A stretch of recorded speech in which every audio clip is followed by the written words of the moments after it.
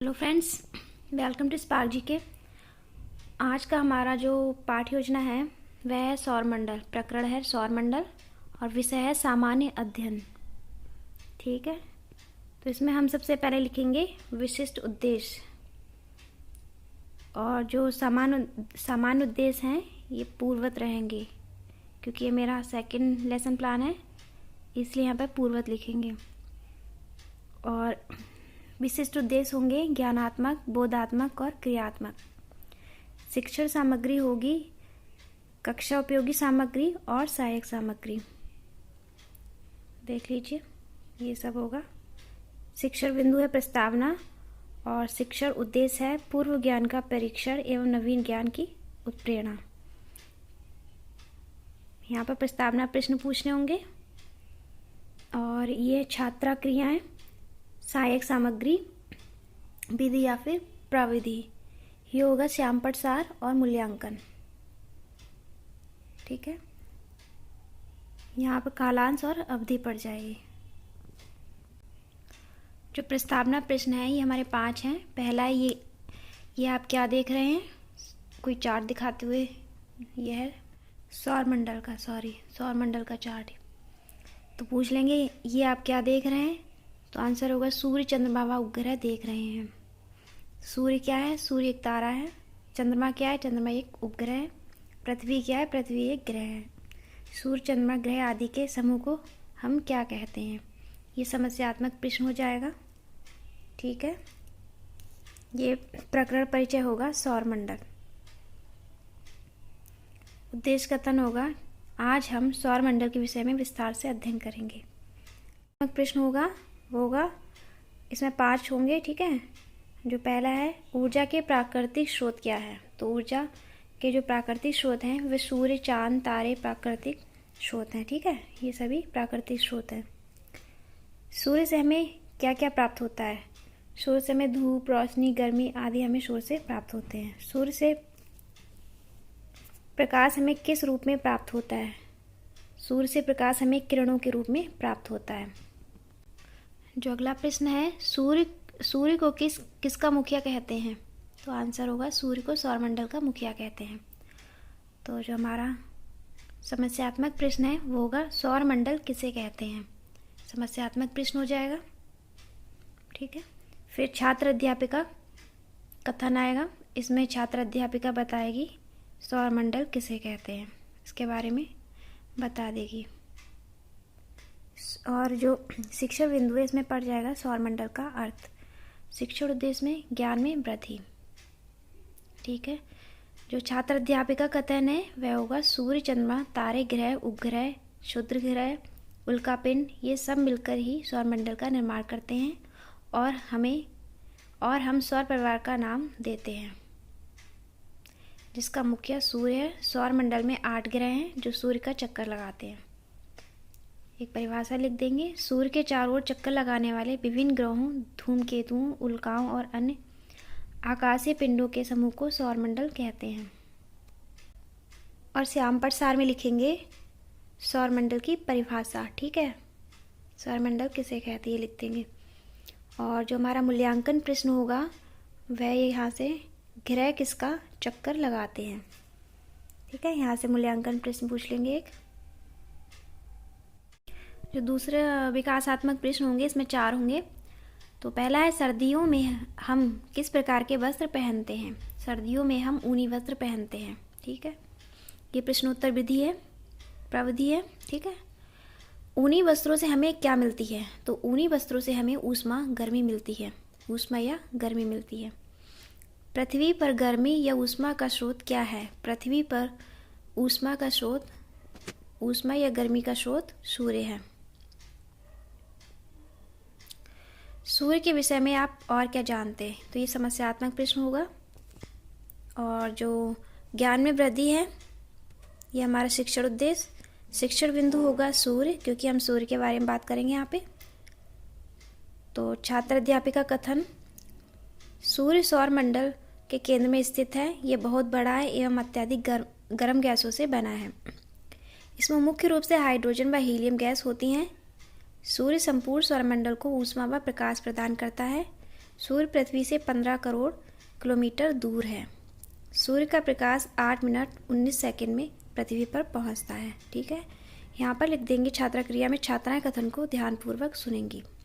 यहाँ पर एक सूर्य की पिक्चर बना देंगे और ये श्यामपट सार में लिखेंगे सूर्य पृथ्वी से 15 किलोमीटर दूर स्थित है। कुछ भी लिख देंगे सूर्य से संबंधित। और इसमें एक हम मूल्यांकन प्रश्न पूछ लेंगे जो ये छात्र अध्यापिका कथन दिया है यहाँ से। सूर्य में मुख्य रूप से कौन सी गैस पाई जाती है।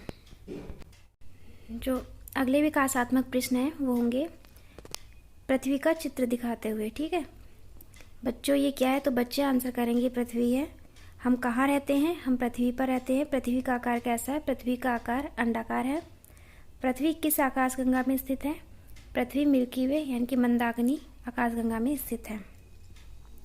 ग्रह क्या होते हैं, ये समस्यात्मक प्रश्न हो जाएगा क्योंकि इसमें हम ग्रह के बारे में बात करेंगे।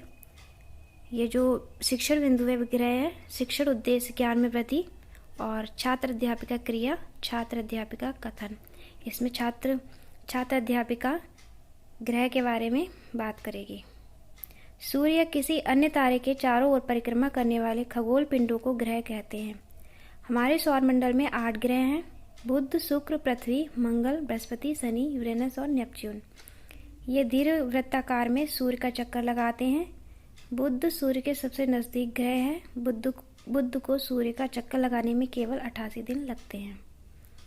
ठीक है, ये हमारा छात्र अध्यापिका कथन होगा और ये व्याख्यान विधि है। यहाँ पर हम श्यामपट सार लिख देंगे। सूर्य की परिक्रमा करने वाले खगोल पिंडों को ग्रह कहते हैं। शुक्र को पृथ्वी का जुड़वा ग्रह माना जाता है क्योंकि इसका आकार एवं आकृति लगभग पृथ्वी के समान है। वरुण ग्रह एक ऐसा ग्रह है जो सूर्य से बहुत दूर स्थित है। बृहस्पति सौरमंडल का सबसे बड़ा ग्रह है। पृथ्वी को नीला ग्रह कहते हैं। पृथ्वी एक ऐसा ग्रह है जहाँ पर जीवन संभव है। ये हम ग्रह के बारे में लिख देंगे। फिर जो अगले विकासात्मक प्रश्न हैं वो ये होंगे पृथ्वी किसका चक्कर लगाती है, तो पृथ्वी सूर्य का चक्कर लगाती है। पृथ्वी का चक्कर कौन लगाता है, पृथ्वी का चक्कर चंद्रमा लगाता है। चंद्रमा क्या है, तो चंद्रमा एक उपग्रह है। तो उपग्रह किसे कहते हैं, ये समस्यात्मक प्रश्न होगा और यहाँ पर छात्र अध्यापिका कथन आ जाएगा। उपग्रह छात्र अध्यापिका उपग्रह के बारे में बताएगी। उपग्रह जो हमारा शिक्षण बिंदु होगा और शिक्षण उद्देश्य ज्ञान में वृद्धि। छात्र अध्यापिका कथन देगी ग्रह की परिक्रमा करने वाले आकाशीय पिंडों को उपग्रह कहते हैं। चंद्रमा पृथ्वी का उपग्रह है। पृथ्वी का केवल एक ही उपग्रह है। ठीक है, चंद्रमा की फोटो बना देंगे और सहायक सामग्री में। और ये जो है मूल्यांकन प्रश्न पूछेंगे हम इस टॉपिक से, जो ग्रह है वहाँ से। हमारे सौरमंडल में कितने ग्रह हैं, ठीक है। और जो उपग्रह है इसके बारे में और आगे उपग्रह के बारे में बात करेंगे। उपग्रह 2 प्रकार के होते हैं, प्राकृतिक और मानव निर्मित। ठीक है, ये देख लीजिए, प्राकृतिक और मानव निर्मित। यहाँ पर श्यामपट सार लिख देंगे। ग्रह की परिक्रमा करने वाले आकाशीय पिंडों को उपग्रह कहते हैं। और यहाँ पर एक मूल्यांकन प्रश्न पूछ लेंगे, पृथ्वी के कितने उपग्रह हैं।